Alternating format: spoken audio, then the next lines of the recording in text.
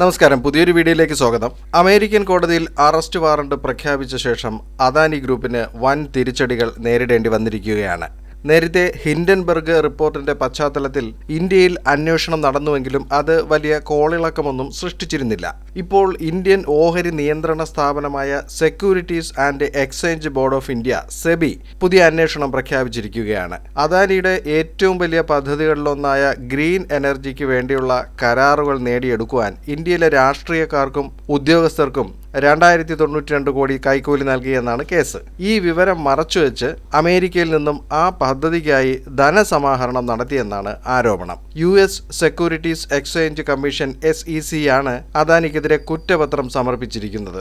Gautam Adani സഹോദരപുത്രനും green energy കമ്പനിയുടെ executive ഡയറക്ടറുമായ Sagar Adani എന്നിവർക്കെതിരെയാണ് New York കോടതി അറസ്റ്റ് വാറണ്ട് പുറപ്പെടുവിച്ചിരിക്കുന്നത്.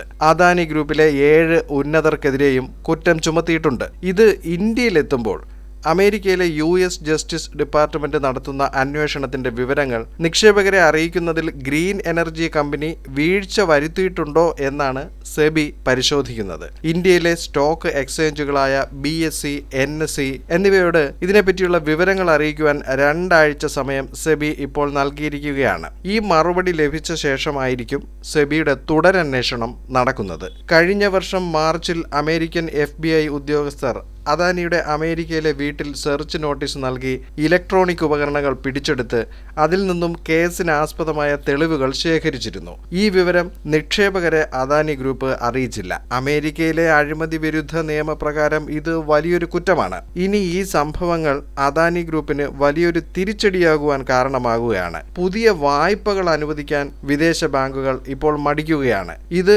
ഇന്ത്യക്കകത്തും പുറത്തുമായി അദാനി ഗ്രൂപ്പ് ആസൂത്രണം ചെയ്തിരിക്കുന്ന പദ്ധതി വലിയൊരു പ്രതിസന്ധി സൃഷ്ടിക്കുമെന്നാണ് വിലയിരുത്തൽ. കോടതി നടപടികളെ വിദേശ ഫണ്ടിംഗ് ഏജൻസികൾ വലിയ ഗൗരവത്തോടെയാണ് കാണുന്നത്.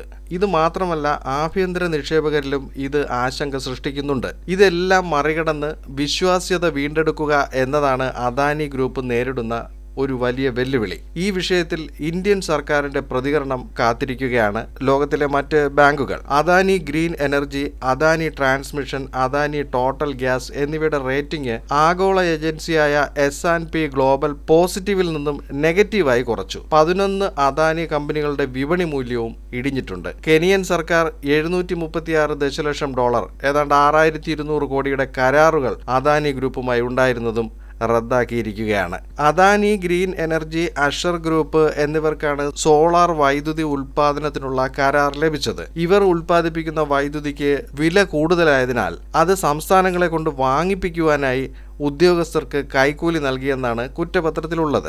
ഇതിൽ ഏറ്റവും കൂടുതൽ വൈദ്യുതി ആന്ധ്രാപ്രദേശാണ് വാങ്ങുവാൻ തയ്യാറായത്. അത് 7 GW ആണ്. 1750 കോടി കൈക്കൂലിക്കായി ആന്ധ്രയിൽ വിതരണം നടത്തിയെന്നാണ് ആരോപണം. ഉദ്യോഗസ്ഥർക്ക് നൽകുന്ന കൈക്കൂലിയുടെ വിവരങ്ങൾ സാഗർ അദാനിയുടെ മൊബൈൽ ഫോണിൽ ഉണ്ടായിരുന്നു എന്നാണ് പറയുന്നത്. ഇവയെല്ലാം വാട്സാപ്പിലെ രഹസ്യ സന്ദേശങ്ങളിൽ തെളിവായി ഉണ്ടെന്നാണ് കുറ്റപത്രത്തിലുള്ളത്. നേരത്തെ മാർച്ചിൽ ബ്ലൂംബർഗ് ന്യൂസ് റിപ്പോർട്ടാണ് ഇത് ആദ്യം പുറത്തുവിട്ടത്.